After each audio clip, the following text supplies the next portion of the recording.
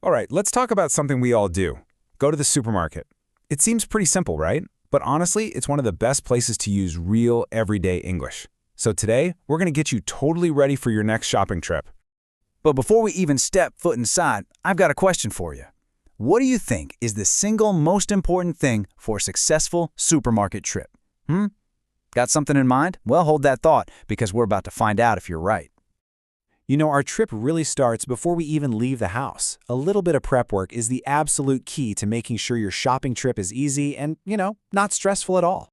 And the answer is a shopping list. Yep, this is your secret weapon. It keeps you organized, it makes sure you don't forget something crucial like milk or bread, and it can even help you stick to a budget. It's our first and maybe the most useful vocabulary word of the day. Okay, so you've got your list, you've made it to the store. And right as you walk through those automatic doors, you have to make your first big decision. So which one do you grab? A shopping cart or a shopping basket? It's actually a really simple choice. If your list is long, you're going to want that big cart with the wheels for sure. But if you're just popping in for a couple of things for dinner, that small basket you carry is probably all you need.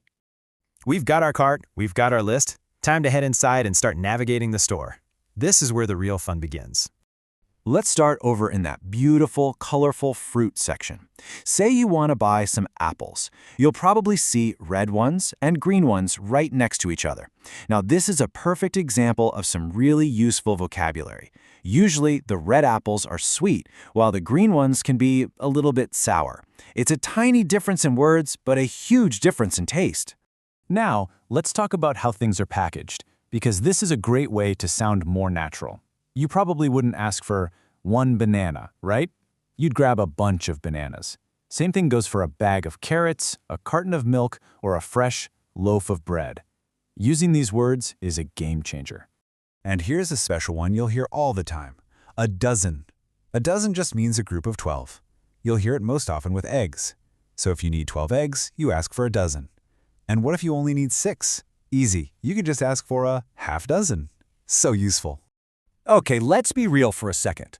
Sometimes you're walking down the aisle and you see something that just looks amazing, like some warm cookies from the bakery. It wasn't on your list, but you decide to get it anyway. Well, in English, we have a great word for that, a treat. And you know what? Everyone deserves a little treat.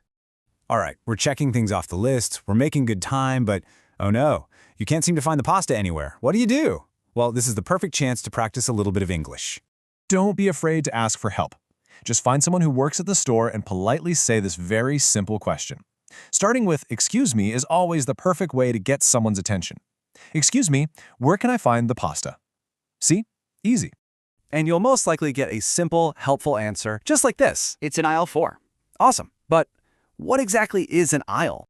An aisle is just that path you walk down between all the shelves of food. And I have a fantastic pro tip for you on this one. The S in aisle is totally silent. You say it like aisle. Seriously, knowing that little secret is going to make you sound way more like a native speaker. Okay, our cart is full, we found everything on our list, and maybe a little treat. There's only one thing left to do, and that's head to the front of the store to pay. This whole area up front, we call that the checkout. It's where you'll see the cashiers, those conveyor belts for your food, and the machines to pay. It's the finish line of our shopping adventure. The process here is pretty much the same everywhere. First, you put all your items onto the moving conveyor belt. Then, the cashier will scan everything and tell you the total. After that, you pay with either cash or a card. And finally, don't forget to grab your receipt. Just 4 simple steps. This is probably the most common question you'll hear from the cashier. Once everything's scanned, they'll say the total and then ask how you want to pay. Being ready for this question just makes that whole final step go really smoothly. And that last little thing they hand you is the receipt. It's that piece of paper that lists out everything you bought and what you paid for it. It's always a good idea to hang on to it, since it's your proof of purchase. And just like that, we've had a successful trip.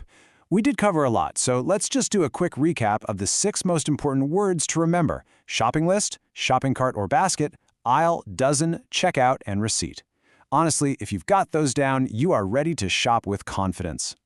So that brings us to the end, but I want to leave you with a final question to think about. What's the one thing that you absolutely have to buy every time you go to the supermarket? For me, it's coffee. I can't leave without it. What about you? Thanks for coming along with me today.